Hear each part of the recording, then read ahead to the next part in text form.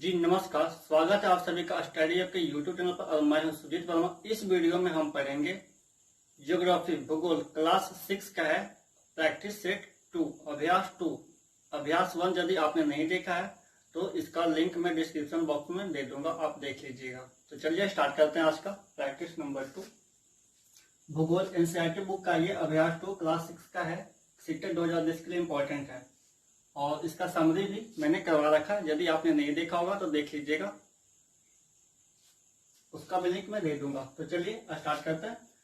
पृथ्वी की सूर्य के चारों ओर की गति को कहा जाता है घूर्णन, परिक्रमण, झुकाव। आंसर कीजिए। पृथ्वी की सूर्य के चारों ओर की गति को कहा जाता है, क्या कहा जाता है? आंसर कीजिए। तो आपका राइट आंसर होगा यहाँ पर बी, परिक्रमण। नेक्स्ट क्वेश्चन पे चलते हैं। सूर्य की सीधी किरणें विषुवत पर किस दिन पड़ती है? 21 मार्च, 21 जून, 22 दिसंबर। बताइए। तो सूर्य की सीधी किरणें विषुवत पर पड़ती है आपका 21 मार्च को। गर्मी में क्रिसमस का पर्व कहाँ मनाया जाता है? Japan, Bharat, Australia. तो गर्मी में क्रिसमस का पर्व मनाया जाता है आपका ऑस्ट्रेलिया में। ऋतुओं में परिवर्तन पृथ्वी की किस गति के कारण होता है? घूर्णन, परिक्रमण, गुरुत्वाकर्षण। ऋतुओं में परिवर्तन पृथ्वी के परिक्रमण के कारण होता है। घूर्णन के कारण तो आपका दिन रात होता है, ठीक है। और ऋतु में परिवर्तन परिक्रमण के कारण होता है, यानी सूर्य के चारों तरफ पृथ्वी जो परिक्रमा करती है उसके कारण ऋतु में परिवर्तन आता है। ये था आपका objective question, filling the blanks type का है। इसमें आपको ऑप्शन नहीं मिलेंगे, ठीक है, बट फिर भी आपको ये करना है। एक लीप वर्ष में दिनों की संख्या डैश होती है। बताइए, एक लीप वर्ष में दिनों की संख्या कितना होता है? सभी को पता होगा, 366 दिन। चलिए नेक्स्ट प्रश्न पे आते हैं। पृथ्वी की प्रतिदिन की गति को डैश कहते हैं। बताइए, पृथ्वी की प्रतिदिन की गति को क्या कहते हैं? तो प्रतिदिन की गति को कहते हैं हम घूर्णन। प्रतिदिन का मतलब पृथ्वी, मान लीजिए या पृथ्वी है तो अपने जगह पे घूम रही है ना, ऐसे से घूमते घूमते भी घूम रही है, ठीक है। तो ये जो घूम रही है परिक्रमण हुआ, और जो अपनी जगह पे जो घूम रही है घूर्णन हुआ, ठीक है। तो चलिए नेक्स्ट प्रश्न पे चलते हैं। पृथ्वी सूर्य के चारों ओर डैश कक्षा में घूमती है। बताइए, यहाँ पे खाली स्थान पर क्या आएगा? यदि आपने एनसीईआरटी बुक पहले से पढ़ रखा होगा तो आप इसको आराम से कर सकते हैं। यदि नहीं पढ़ा है और सीटेट का एग्जाम देने जा रहे हैं तो आप इसे जरूर पढ़ लें। बताइए, पृथ्वी सूर्य के चारों ओर डैश कक्षा में घूमती है। तो यहाँ पर आपका आएगा दीर्घवृत्ताकार। दीर्घवृत्ताकार कक्षा में घूमती है। नेक्स्ट प्रश्न आपका, 21 जून को सूर्य की किरणें डैश रेखा पर सीधी पड़ती है। बताइए, मान लीजिए आप सीटेट के पेपर में यही आ गया तो कैसे करेंगे? तो 21 जून को सूर्य की किरणें डैश रेखा पर सीधी पड़ती है। बताइए, 21 जून को सूर्य की किरणें कर्क रेखा पर सीधी पड़ती है। डैश ऋतु में दिन छोटे होते हैं। बताइए, कौन से ऋतु में दिन छोटे होते हैं? तो आपका राइट आंसर आएगा यहाँ पर शीत ऋतु। मानचित्र के 3 घटक कौन कौन से हैं? बताइए, इसमें आपको कोई ऑप्शन नहीं है, आपको मालूम है, आप बताइए मानचित्र के 3 घटक कौन कौन से हैं? आप कमेंट कर सकते हैं, कमेंट करके बताइए। तो आपके मानचित्र के 3 घटक है आपका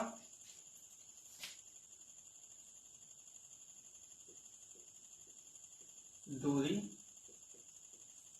दिशा और प्रतीक। ये आपका 3 घटक होता मानचित्र का, ठीक है। दूरी, दिशा, प्रतीक, ठीक है। ये 3 घटक है आपके मानचित्र का, ध्यान में रखेंगे। नेक्स्ट है प्रधान दिक् बिंदु कौन कौन से हैं? प्रधान मेन दिक बिंदु कौन कौन से हैं बताइए। तो आपका होगा नॉर्थ, साउथ, ईस्ट, वेस्ट, यानी जो दिशाएं हैं है ना, वो दिक बिंदु होते हैं प्रधान। कौन कौन है ये 4, यानी उत्तर, दक्षिण, पूरब और पश्चिम, है ना। इस तरह से नॉर्थ, साउथ, ईस्ट, वेस्ट, ये आपका प्रधान दिक बिंदु हो गए। ठीक है, और जो अल्टरनेट जो होता है ये north west, south west, south east, north east, ये वाला नॉर्थ ईस्ट हो गया, और साउथ ईस्ट हो गया, साउथ वेस्ट हो गया, नॉर्थ वेस्ट। नेक्स्ट है वृक्षों के वितरण को दिखाने वाले मानचित्र हैं। भौतिक मानचित्र, थीमेटिक मानचित्र, राजनीतिक मानचित्र। जो वृक्ष को मानचित्र दिखाते हैं उसे किस श्रेणी में रखेंगे, भौतिक मानचित्र में, थीमेटिक मानचित्र में, या राजनीतिक मानचित्र में। तो वृक्ष को दिखाना है तो यहाँ पे तो देखिए राजनीतिक तो कुछ होगा ही नहीं। ठीक है, आपका राइट आंसर होगा बी, थीमेटिक मानचित्र। ठीक है, वृक्षों को दर्शाने के लिए हम थीमेटिक मानचित्र का प्रयोग करते हैं।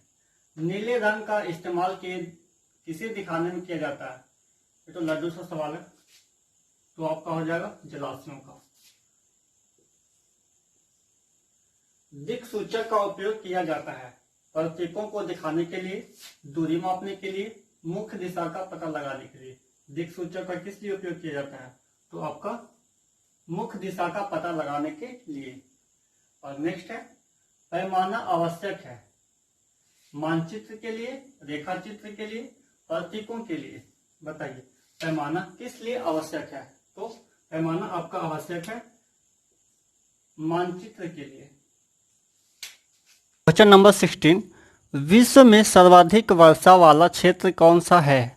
मुंबई, मेघालय, मौसिनराम। आंसर कीजिए। सीधा सा दिख रहा, मुंबई तो हो नहीं सकता, मेघालय हो नहीं सकता, तो आपका एक ही बचा है, कौन सा, मौसिनराम। नेक्स्ट, मैंग्रोव वन कहाँ हो सकते हैं। खारे जल में, साफ जल में, प्रदूषित जल में।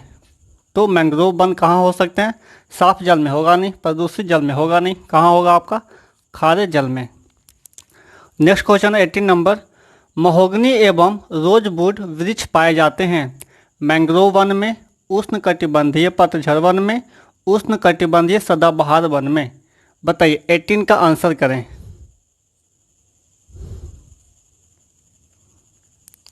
महोगनी एवं रोजवुड, महोगनी एवं रोजवुड वृक्ष पाए जाते हैं, आपका कहाँ पाया जाता है, सी, उष्णकटिबंधीय सदाबहार वन में। ठीक है, सदाबहार वन में, उष्णकटिबंधीय सदाबहार वन में महोगनी का पेड़ और रोजवुड का वृक्ष मिलते हैं।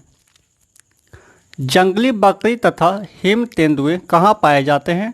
हिमालय क्षेत्र में, प्रायद्वीपीय क्षेत्र में, गिर वन में। बताइए जंगली बकरी तथा हिम तेंदुए कहाँ पाए जाते हैं। देखिए यहाँ पे हिम तेंदुआ है, इससे आप समझ गए होंगे कहाँ पाया जाएगा, तो आपका राइट आंसर होगा हिमालय क्षेत्र में। दक्षिण पश्चिम मानसून के समय आर्द्र पवनें कहाँ बहती है। स्थल से समुद्र की ओर, समुद्र से स्थल की ओर, पठार से मैदान की ओर। बताइए दक्षिण पश्चिम मानसून के समय आर्द्र पवनें कहाँ बहती है, तो आपका राइट आंसर होगा समुद्र से स्थल की ओर, समुद्र से स्थल की ओर बहती है दक्षिण पश्चिम मानसून आर्द्र हवाएं। 21 नंबर, गर्मी में दिन के समय शुष्क तथा गर्म पवनें चलती है जिन्हें डैश कहा जाता है। बताइए, तो उन्हें कहते हैं लू, लू कहा जाता है। ठीक है, नेक्स्ट, आंध्र प्रदेश तथा तमिलनाडु में डैश के मौसम में बहुत अधिक मात्रा में वर्षा होती है। यानी कौन से मौसम में बहुत अधिक मात्रा में वर्षा होती है आंध्र प्रदेश और तमिलनाडु में, बताइए। तो आपका राइट आंसर आएगा शरद।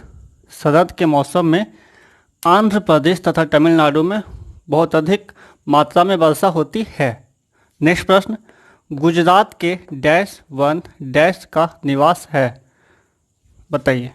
यदि आपने एनसीईआरटी बुक पढ़ रखा होगा तो आप आराम से आंसर कर सकते हैं। तो गुजरात के गिर वन एशियाई शेरों का निवास है। एशियाई शेरों का निवास है। नेक्स्ट प्रश्न देखिए, नेक्स्ट प्रश्न का आंसर कीजिए। आप मुझे कमेंट बॉक्स में कर सकते हैं कि फर्स्ट का ये, सेकंड का ये होगा।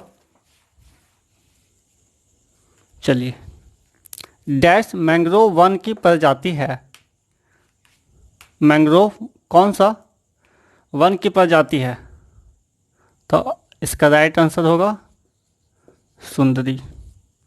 जिसे यहाँ पे नंबरिंग दिया हुआ है 21, 22, ठीक है। आप अपना एक कॉपी में लिख सकते हैं, 1 का ये, 2 का ये होगा, ठीक है।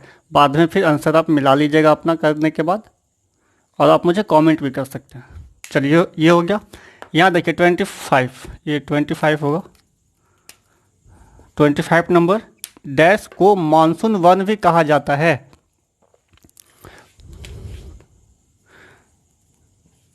उष्ण कटिबंधीय पतझड़ वन। उष्ण कटिबंधीय पतझड़ वन को मानसून वन भी कहा जाता है, ध्यान रखिएगा। नीचे देखिए मैंने 2 पॉइंट लिख रखे हैं जो समरी के टाइम में छूट गया था, तो उसे मैं बता देता हूँ। 5 जून से मानसून का आना प्रारंभ हो जाता है, आप जानते भी होंगे, फिर भी मैं बता देता हूँ। और 1 सितंबर से मानसून लौटना आरंभ कर देता है। तो आज का वीडियो में बस इतना ही। यदि आपको ये सेशन या वीडियो अच्छा लगा हो तो आप इस वीडियो को लाइक शेयर कर सकते हैं, और नेक्स्ट वीडियो में फिर मिलते हैं, ठीक है। तब तक के लिए आप चैनल को सब्सक्राइब भी कर सकते हैं। आप सभी का धन्यवाद।